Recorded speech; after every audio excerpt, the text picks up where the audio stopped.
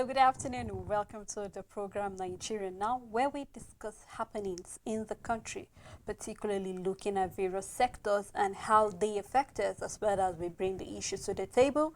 Do make sure that you get involved by dropping your comment, your views, as they are always welcome on the show. I am Sada Elisha Dasham. I'm doing this program alongside Rachel Tanzi. Good afternoon, Rachel. Afternoon, Sada. All right, before we get into some of the things we would love to discuss, just to let you know concerning the issue of the Super Eagles being left stranded in Libya. We recorded yesterday they were actually in the airport and they were supposed to have a match tomorrow, happened to be Tuesday, the AFCON qualifiers, but then they have been left stranded there by the Libya authority, and we're seeing that people have been complaining, or Shime is complaining of the fact that that is an inhumane will I say, action coming from the Libya authority, where we're saying that the Nigerian Football Federation have actually asked that the Super Eagles be pulled from the match. So we'll keep our fingers crossed and see how this whole thing will turn out to be. Now let's get into some of the matters we will love to discuss for today, actually, looking at the issue where Serap is calling on the President Bola Ahmed Tinubu to actually roll back the hike of the PMS. Now we will record that there have been an increase in the petrol price, where we're saying that Serap, among many others, have been calling that the price be reversed actually. So quite a number of reactions regarding that. And Rachel, when you look at this whole thing, you just cannot help but ask the question, where are we going as a nation? Are we going to be looking at the fact that the inflation, in the morning, you and I were going through the papers and we saw that even bakers are complaining. Yeah. Let's not even talk about the inflation price. Let's not even talk about money getting devalued every day. Sure. Now we're looking at the fact that the prices of commodities on the higher, price, and we definitely know that this is as a result of the increase in the pump price, and you just cannot help but wonder. So, what is the government doing regarding this? As we are talking presently, the president is not even in the country; he's out to France. He was in UK, and then he has actually, from UK, he actually went to France, and then we will record that you remember the last United Nations General Assembly where he was unable to go because he said there are other internal issues. He needs to be on ground, and then a number of people that complain. With the pressing issue on ground presently, is this the right time for the president to leave the country? Let's not even talk about the fact that we're talking about malnutrition is getting higher in the north because a number of people cannot afford to eat 3 square healthy meals. We will recall, we saw the issue of the supplement that were being swapped in Maiduguri meant for kids, and then all of that. So these are some of the issues that keep unfolding, and we just have no choice but to talk about the fact that what is the government of the day doing concerning the issue of this increase in fraud? It seems as if it keeps increasing. Your show earlier we saw concerning the prices where you said I think it's cheaper in Lagos, and then yes, when you go to the far north, that is where we know that it gets higher.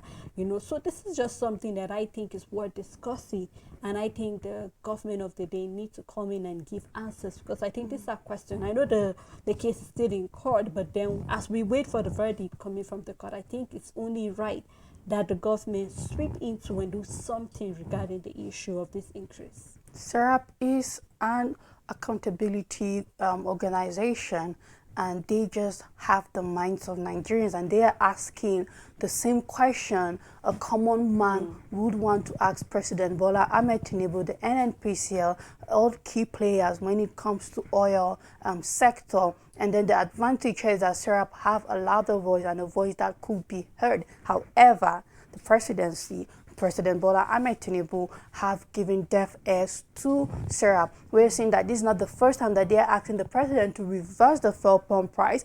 The first one fell on deaf ears, and obviously this second one also haven't been heard by the president, because we are looking at an increase between a period of 1 month. And we know that the fuel pump price have everything to do with our living in this country. We're looking at inflation, we're looking at production, we are looking at every other thing that have to run on petroleum in this country, transportation.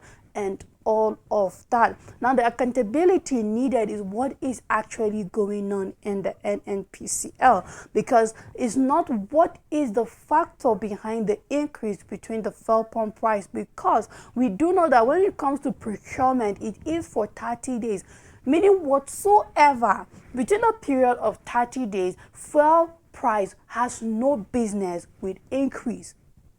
If we've seen one increase in the month of October, before the next increase, we're looking at November, when new procurement will be done by the NNPCL. So what is the reason behind this increase for a petrol that is already on ground? This other accountability, the transparency that the SERAP is demanding from President Tinubu, because it's not logical looking at when it comes to the supply, the demand, and trading when oil is involved in the country and all of that, because it's not on a daily basis that this oil is being shipped into the country, and so we can't say, okay, market factor, this PMS is already available. What is out there is already available. So when we are seeing a government, we're seeing that there's no accountability. We're seeing that NNPCL is having issues with IPMAN. So that is also another different thing, because it's also affecting the fuel pump price out there. What marketers are getting from NNPCL is relatively high compared to what they could be getting directly from the refinery, Dangote refinery. And even if they were to import this refined oil into the country, but NNPCL have refused to give license to any marketer to deal directly with suppliers, so it have to be through them. So when you are the ones in charge of making this available, why are you not being transparent or accountable when it comes to pricing of petrol in the country?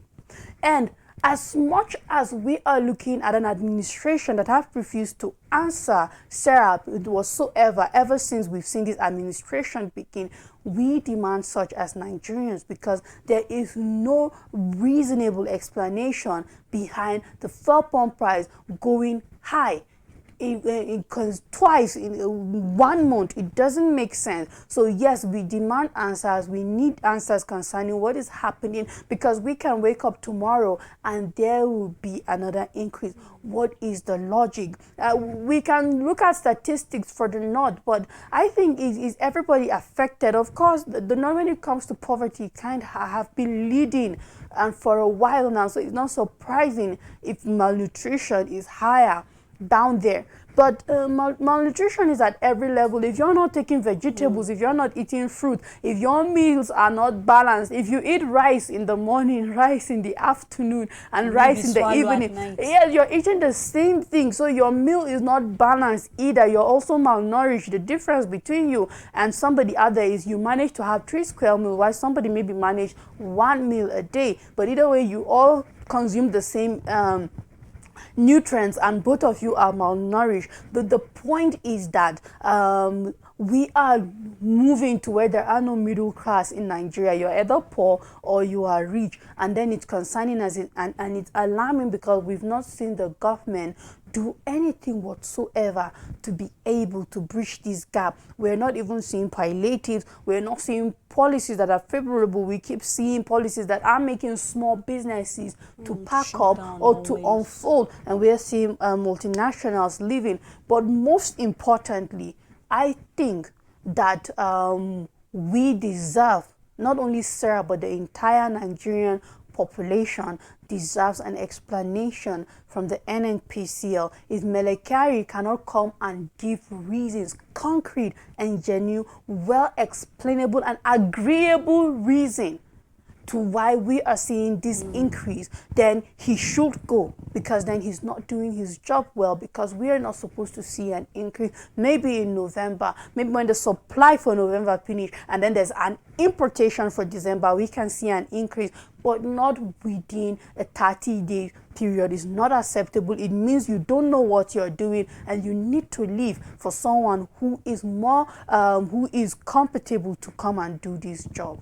This is a question that Nigerians have been asking, and I think we've all been asking the same question concerning how competent some of the people we have heading certain sectors that are very, very key to how the government runs for the day, and Yeah. one of it is the petroleum, which we've been talking about. I think we've even heard when NLC was saying the fact that the government of the day have deceived them when they decided to accept the 70,000 naira minimum wage. Yes. And according to the NLC, boss, he made the mention of the fact that, what, the agreement was for you not to increase the petrol price. But I think from in between that time to now, only you and, we can actually testify the fact that we've been seeing an increase on a daily basis, and it just cannot help. So it seems like each day you're stepping out of the house, if you're going to be using the public transport, you should just be prepared for an increase, possibly. Yeah. And then we know that what it means is that a number of people will be trekking to their places of endeavor every day. So this call for a review, and I'm hoping that, just like we discussed in the morning,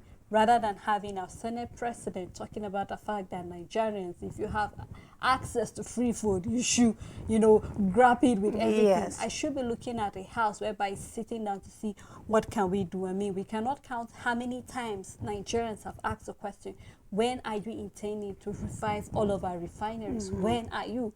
This might actually not, take away the prices, but I mean, to some extent, we know that everything that we have is being refined here in the country. Yeah. And then that can actually help Nigerians to know that, what, somehow things are getting better. But from the look of things, it looks as if we're getting from bad to worse every day. And we just cannot help but make comparison with other nations. So we hope that the president will listen wherever he is in France presently. I hope that he will begin to put in certain buttons, press certain keys to make sure that things are being done properly. Now, I mean, we've been having the issue of the PDP crisis for quite a number of, I say, it's getting to more than a year right now. It's Ever more than since a we year. had the G7 coming out, some of these governors stepping Yes. out and saying that they want to be on their own. I think that was the beginning of a fraction in the PDP where we keep seeing crisis. And it seems as if the crisis decided to take a different turn on Friday, where a new chairman, not really, will I say permanent chairman, a new acting chairman again. We know we had an acting chairman, the president of Damaku, and then we have another new one on Friday. And I think that brought about a split where we're saying that today they're supposed to be having the sitting to look into this issue of this crisis, whether or not they should be having a new NEC meeting come October 24th, which we saw that was what Mohammed, the new acting chairman for the PDP, saying. But if you want to look at it critically, the whole thing that's been happening, it seems as if the whole party is being splitted. And I keep saying the fact that, any party that is divided, you do not stand a chance to win any election whatsoever. Yeah. And forgive me to say that it seems as if this crisis was one of the reasons why they were able to, maybe to some extent, make something reasonable in the last 2023 general election, which we saw, because already the House was not together. We know the issue with Wike, and then back and forth, certain governors saying they do not want to be part of it and all of that. But then we're saying that this crisis seems to be getting deep by the day. But I'm hoping that after they are sitting today, they should come to an understanding. They should come to a compromise. You know what? Because we've seen where they have been fighting, saying that the APC is trying to turn this country to a one-party system. But I believe they should sit down and fix their act together if they really want to run for the 2027 election, because I know it's very important to them eventually, and I think they need to fix their act as soon as possible. Stella, there's been a cold war going on in the PDP for a very long period of time, and we can take it as far back as before the 2023 general election concerning who will be the flag bearer for the party, Yeah. where we saw the likes of Peter Obi decamping to the Labour Party, and then we saw that Nyesom Wike wanted was also they're trying to run to be the flag bearer for the party, and then eventually it was given to Atiku and all of that. So there's been a silent cold war. I think we're just at the point where it got to a boiling point and it's no longer cold anymore, and then it's just out there. And we can see that it has affected the party. And whether we like it or not, if you do not stand united as a party, you have no chance whatsoever winning. No matter how strong you are individually, if you do not come together, you are weak. So even if we have very strong figures in this party, they stand apart, so it makes the party weak regardless of the profile of the key members in this party. And then one thing they need to come together to understand is that we want the same thing in the end, regardless of who emerges our flag bearer, regardless of who is the chairman. Are we looking at somebody who will be able to stand ground in the party? And where you are giving me the background story precisely to what is going on in the PDP, where it looks like we have a chairman who is a loyalist because they have failed to discipline members who, when you form a faction in a party, you cannot stand alone. It is a party and you are a member. You can't say you're G7 and then you stand alone. Are you going out to form a different party? You cannot stand alone and be a party. It doesn't make sense. It sounds stupid, but I know at the time they were doing it, it looked like they knew, but it sounds very, very stupid. And of course, our politicians can be very, very stupid, Sele. They might be intelligent, but sometimes they act in a very childish way that you can't wonder where is the sense in some of the things that they are doing. And when, as a party chairman, you fail to discipline those who are faulted, you give room for others to misbehave. So automatically, do you even have a party? That is the question. Is there a party, PDP? Because if everybody is on their own, you're not together, you are no longer a party. There might be a name, but is there a structure? Is there a structure? There is no structure. That is it. And then you cannot stand. The hit for 2027, I think, will be bigger than 2023 because there's just so much at stake. I don't want to, just make it look different, but it looks like there will be a bloodbath when it comes to 2027. It's going to be more fierce than what we had for 2023. It feels that way. So if PDP do not get things together, they do not have the chance to stand. We are seeing what is happening in states where we have other parties taking over. We see the unity. We see very few. In fact, we can use Rivers, for example. The local government chairmen do not come out under PDP. We have Fubara asking them to come out under APP, and that was how they were able to win. But under PDP, they have no stand. So as it is now, we have a governor that is from PDP, but then members that are in APP. It doesn't even make sense. We have very few states that PDP is able to stand their ground and say, okay, you know what? We are having majority of the local government. Now, come 2027, somewhere like Rivers are just on the edge.